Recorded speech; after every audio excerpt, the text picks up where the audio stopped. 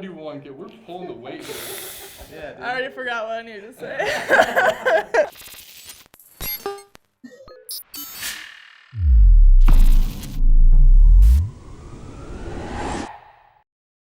My name is Ty Magner. I'm a bike racer here at Legion of Los Angeles. I'm Kendall Ryan. I'm 29 years old, and I race for Legion of Los Angeles. What's up? My name's Zach Foley. I'm the chief mechanic of Legion of Los Angeles. The three of us are going to walk you guys through the wheel selections that Legion of Los Angeles uses on their men's and their women's professional team. We're going to cover everything from tubeless to tubular, and then the different depths and why certain riders will choose those selections. First wheel we're going to start off with is going to be the Zipp 303S. This is the wheel that all the riders, both the men's and the women's team, are going to be training on. This is kind of a great go-to wheel, not too heavy for the climbs, but it carries just enough aerodynamic properties that it's really going to help them to get a good feel of what it's going to feel like at speed and allow them to train on a very stiff platform as well. This is going to be a hookless rim design, so it's going to carry these specialized S-Works Turbo cotton tires quite well. It's going to be a fully tubeless setup, and that's what every rider is going to be running at home. Yeah, put a lot of miles into these bad boys. I mean, no problems and no complaints, and yeah, pretty reliable wheel. Yeah, the 303 is my go-to training wheel. I mean, it's really durable. It's not the lightest wheel in the world, but it'll get the job done. Kind of like Zach said, you can do everything you need with this wheel. You can climb, you can sprint, and have a good real feel of what racing would be like. And I like you can just do everything with it, and it'll take a beating, really. It's great. Okay, next wheel in the lineup here is going to be the Zipp 303 NSW. NSW is going to stand for New Speed Weaponry from Zipp. The NSW technology is going to allow Zipp to showcase their newest and greatest innovations as far as their wheel sets go. Transitioning from their 454 NSW even into some of the newer technology, they were able to save close to a pound, right at 400 grams. With this wheel set in particular, this is going to be a tubular wheel set, so we won't have a ton of riders that will run this wheel set in particular, mostly because the 303 tends to be used for a little bit of a hillier race, as well as the tubular technology isn't something that every rider prefers. Most of our riders do prefer to run tubeless technology, so not a wheel that has seen a lot of action this season, however, still a fantastic wheel to have in the quiver nonetheless. Okay, next on the docket is going to be the 404 Firecrest. This is bar none the most used wheel set that we have in our arsenal here. Every rider loves this one. It's a go-to for most people. There are going to be variances where you'll have certain riders that want to run different wheels depending on the type of course that we're racing, but for the most part, for I would say easily 75% of the races we do this year, every rider tends to prefer to go to this one. Again, it's going to be hookless technology. You're going to run tubeless technology on this as well, but it's just one of those wheels that isn't too heavy to spin up. It's going to carry speed and momentum in any direction you need it. If you are in a pack, it's going to allow you to sit in without doing really any kind of work whatsoever, and really just the best all-around wheel in my opinion, personally. Ty, what are some of your favorite things about this wheel in particular? Yeah, I love the tubeless capability of it. I love where, for me, I can find anywhere from 50 PSI to 70 PSI. The rolling speed going forward is kind of negligible, but I can dial it in the corners and really feel the wheel and the tire work together, more so than any wheel set I've ever ridden. Sometimes there's a race wheel out there where you can go from 70 PSI to 60 PSI and it feels slow in the straights and squishy in the turns. This wheel holds up really well and works really great with these tires.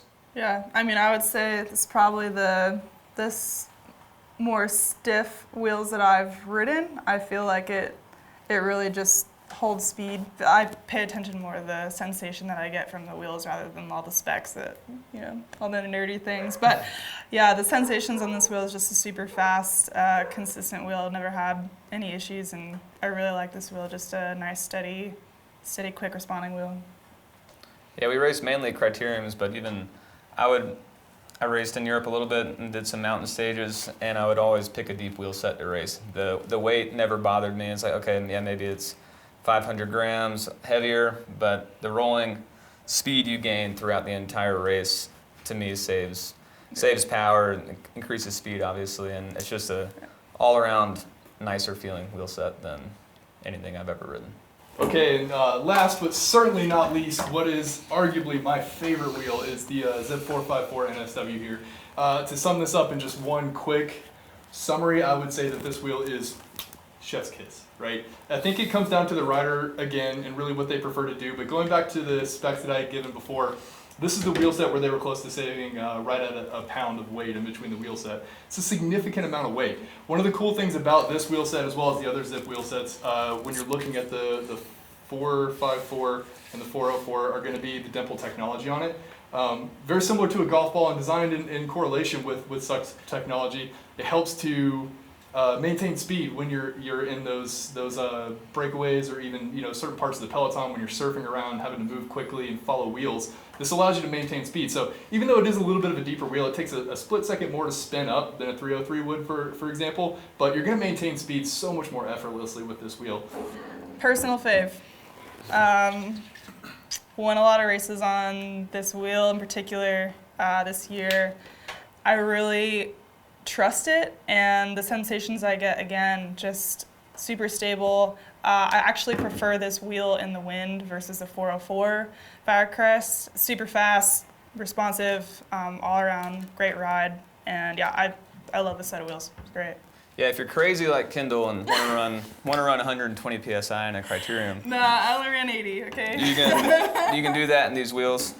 That is the main thing for me about the 454 tubular. I would do it in a road race for sure, and I would probably put it at some crazy high pressure, just because there's less turning consistently. It feels amazing to roll on. It's going to be a little bit stiffer feel, but for a Criterium, it's not totally necessary. That's the nice thing about Zipp. It has the Firecrest, it has the 454, but definitely the tubular capabilities in this, and also the dimpled effect and the way that Zipp, I don't know how to explain this, to I be don't honest. either. Yeah, the technical The sawtooth? terms. Is that what the sawtooth? Yeah, I mean, that's what it's like. Sawtooth. Yeah, the sawtooth. There's a couple of different names for it. This wheel is just really good in the Crosswinds for sure. Yeah. I think one thing to make note of as well, given how different both riders sitting to my left are, is that whether you prefer a tubeless or a tubular setup, the cool thing about the tubulars is that they run a latex tube on the inside. So to Ty's point, when you run a higher pressure like that during a road race, you're racing for what, 4 to 5 hours in some of those races. So you're going to lose air over time, right? These things, a latex tube in particular, will lose air, and any tube will lose air overnight, even because it's porous, just like a sponge.